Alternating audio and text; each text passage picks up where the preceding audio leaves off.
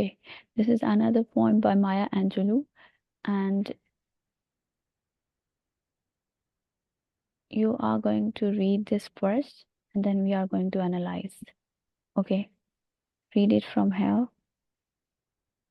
Yes, this is the title of the poem. The singer will not sing. Okay, okay, so read it from here. A benison given, unused, no angels promised, wings fluttering, banal lies behind their sexlessness, no trumpets gloried, prophecies of fabled fame, yet harmonies waited in her stiff throat, new notes lay expectant on her still tongue. Her lips are ridged and fleshy, purpled night birds snuggled to rest. The mouth seemed voiceless. Sounds do not lift beyond those reddened walls. She came too late and lonely to this place. Okay, so here. Now here, the thing which you should know before reading it, the image of the woman's sealed lips is an important one in this piece. And make sure to pay attention to the moments the poet introduces the imagery and how it progresses throughout the text. It symbolizes the struggle that's at the heart of the poem. So now here we can see the singer will not sing. So the title, it's indicating us two things, whether she is dead or alive, she has no voice. Okay. And then here, a benison. The meaning of the word benison is blessing. Okay. So a benison given, unused, no angels promised. Uh, just a minute.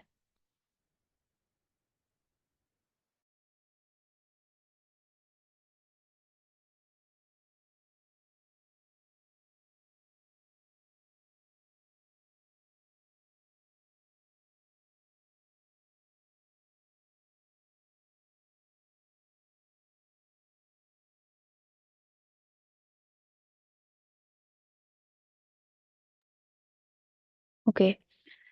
So here, a benison given, unused, no angels promised, wings fluttering banal lies behind their sexlessness. No trumpets gloried, prophecies of fabled fame, yet harmonies awaited in her stiff throat, new notes lay expectant on her still tongue. So now here, this word is blessing, okay? And when she is saying unused, so it's like she is indicating like as any blessing towards any blessing, which was unused, okay? And here, from these lines, you can see here a kind of enjoyment reflects her inner struggle to voice oppression, yet never being able to. So now here we can see here. She is using here enjambment in this stanza, and when we see here like no trumpets gloried, so from these lines we can understand like she's talking about any blessing, but and then she's saying like these all things were not utilized. So here it means like these lines are meant to play for an announcement, like okay, so here when we are talking about the trumpets, so these are meant for any kind of announcement, to when you are uh, given something, so so you announce, you pronounce these all things are so that is how we are using the words trumpets. Okay, so but here she is saying that these things were not utilized. And then here, when we see yet harmonies waited in her stiff throat. Okay, so here this is showing a kind of entrapment, like she could use her voice, but she could not. Okay, she did not. Okay, she could use her voice, but she did not. And then another thing here, like wanting to wanting her say and never getting it. Okay, so she is, there are two things. She's focusing on two things. One thing is that, she has been blessed with a voice, uh, um, but she is talking about, like, she wanted to say something, or she wanted to utilize her voice, but she did not. Okay, so here a kind of repentance she is showing, like, she's talking about her voice, but she did not utilize it the way she could. Okay, and then here her lips are ridged and fleshy, purple nightbird, snuggled to rest. The mouth seemed voiceless, sounds do not lift beyond those reddened walls. She came too late and lonely to this place. So here in these lines, one thing is that the repeated metaphor of our inability to voice uh, due, okay, depression, uh, that she could not raise her voice, or she could not sing. Another thing, here, this is again showing a kind of entrampment. Okay, when you are caught in something, when you're entrapped. So she is talking about her voice as it was caught, uh, and like, she could not utilize her voice. Okay, and then here again, same thing, like she had a chance and lost it, and she regrets and never speaking up. Okay, so now we are going to see in detail. Okay, we are moving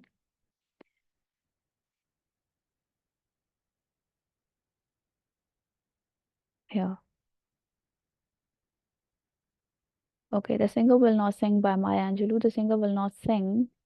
It describes a woman whose harmonies can't escape from between her sealed lips. Okay, so here you can see the word harmony, the combination of simultaneously sounded musical notes to produce a pleasing effect, something relating to music. So here we can see, like, she's describing a woman, probably she is talking about herself, whose harmonies can't escape from between her sealed lips.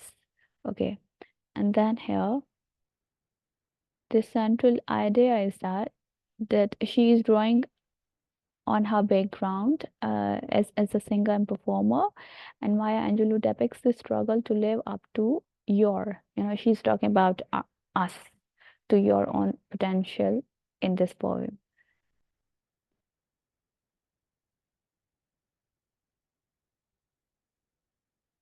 Okay. The poem, in brief, the poem is quite emotional despite only including two stanzas of text. The poet describes someone who was blessed but has not, for reasons not fully described, utilized her blessing in the way she should have. Now it's too late, the poet indicates, and she's stuck in this in between realm. Okay.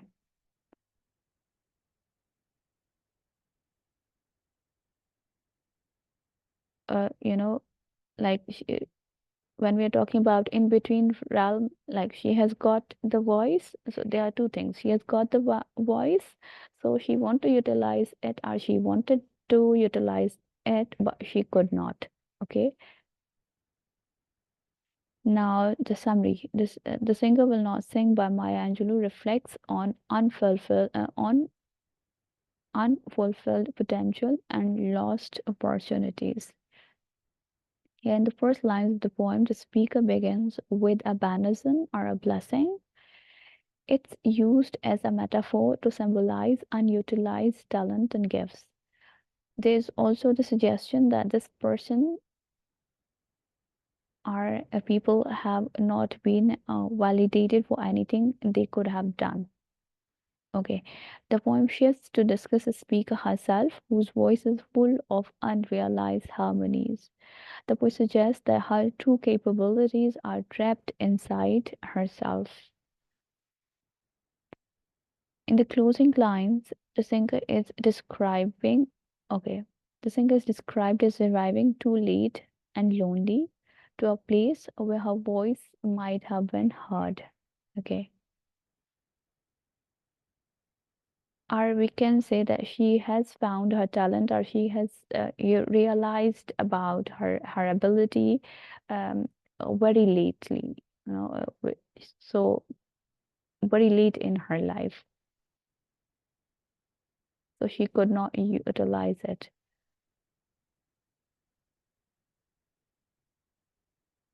Structure and form. The singer will not sing by Maya Angelou is a two stanza poem that is written in free verse. Okay, again you can see the free verse, like when in free verse lines are unrhymed and there's no consistent metrical pattern, but that doesn't mean it's entirely without a structure. Okay, there is no any particular pattern, but still there is some structure of a poem in such kind of poems. Okay, and then the first stanza contains 10 lines, and the second stanza has 8. The poet chose to use this specific form in order to give some flexibility and variability to her word choice. Although this poem is written in free verse, it doesn't mean that it's entirely without rhythm and rhyme. The examples of half rhymes throughout this poem, and the poet's use of enjambment carries the reader from line to line. Okay,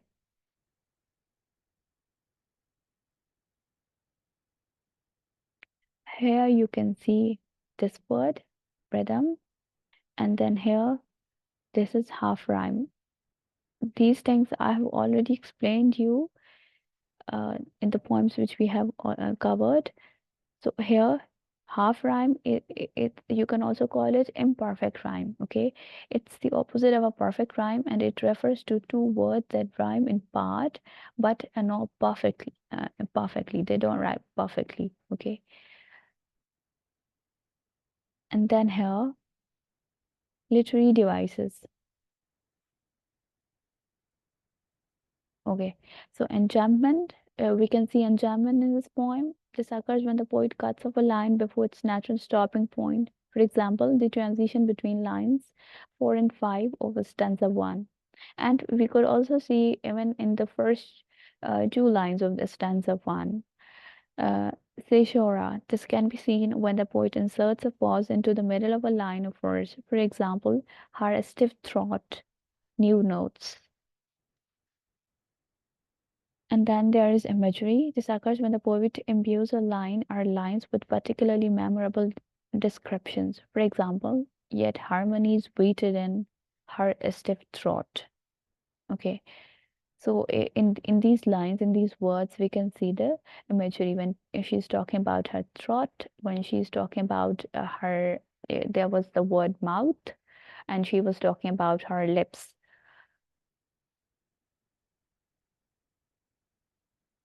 Alliteration. This is seen when the poet repeats the same consonant sound multiple times. For example, fabled fame.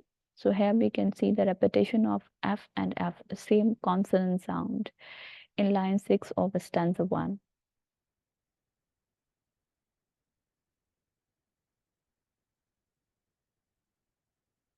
Okay. Um, okay, read this stanza.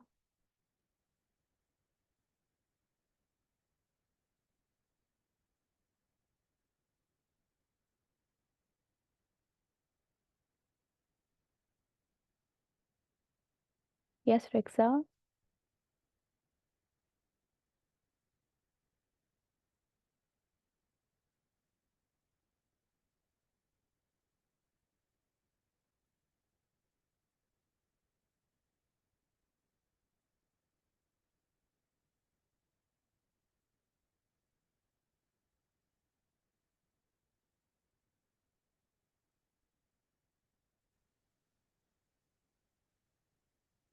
Okay, in these lines of the first stanza, like the speaker begins by referring to a benison or a blessing.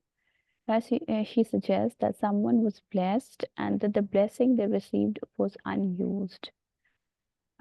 It's not clear here what kind of blessing she's especially talking. He's specifically referring to, but she adds to this by saying that no angels promised and no trumpets gloried. Here she is indicating that there was no divine celebration on this person's or group's behalf. These things we can see uh, in the first few lines, in these lines. Okay, then Then there's a transition in the next lines, connecting the first lines of the poem to an image of a woman. It's possible that the poet was imagining herself here as she wrote about new notes that lay expectant on her still tongue. This evokes an image of someone who's trying to create music, but much of it remains within her still. It seems she is underutilizing her blessings. There's something quite evocative about these lines. It's easy to imagine the creative desire in this woman's heart and her inability to bring her harmonies into the real world. Okay, this is the meaning of this word, evocative. You can see something bringing or showing strong images, memories. Okay. The second stanza is: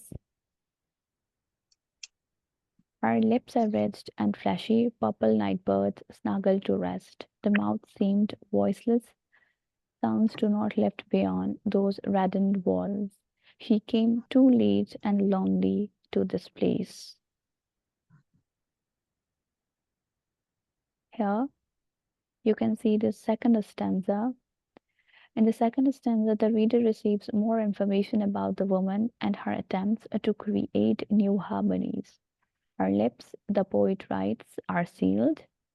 She uses a similar, comparing the woman's lips to purple nightbirds are snuggle to rest.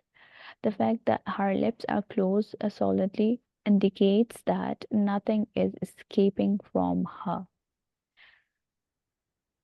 The sounds do not lift beyond are those reddened walls, the poet writes. Here she may still be referring to the interior of our mouth. The final lines describe a place and being too late arriving there. It's as though she missed her opportunity to create in the a way she wants to. And now she's stuck wanting to bring these harmonies into the world, but is unable to. Okay. So now here what is the overall analysis of the poem? Like Maya Angelou is well known for having started her career in singing and dance. She performed in a touring production of Porgy and Bess, and then transitioned to calypso style singing, which was quite popular. This background most certainly influenced her desire to write this poem. Okay, this is her background which has influenced her to write this poem. Here you can see these two terms here, Porgy and Bess. So this is a musical play, uh, probably known as the America's first folk opera. Okay, and then it is written like she was in Porgy and Bess, and then she transitioned to calypso style. Now, the calypso style is here a kind of West Indian music. Okay, and it has also a kind of it is also related with African music. Okay. And now this is the key information about poem, like the central message is underutilized blessings are a curse. So she is cursing her, or she thinks that she has not utilized her potential. Okay. And then themes is disappointment and dreams, and the speaker, poet, emotions, a frustration and sadness, poetic versus a free verse. Okay, so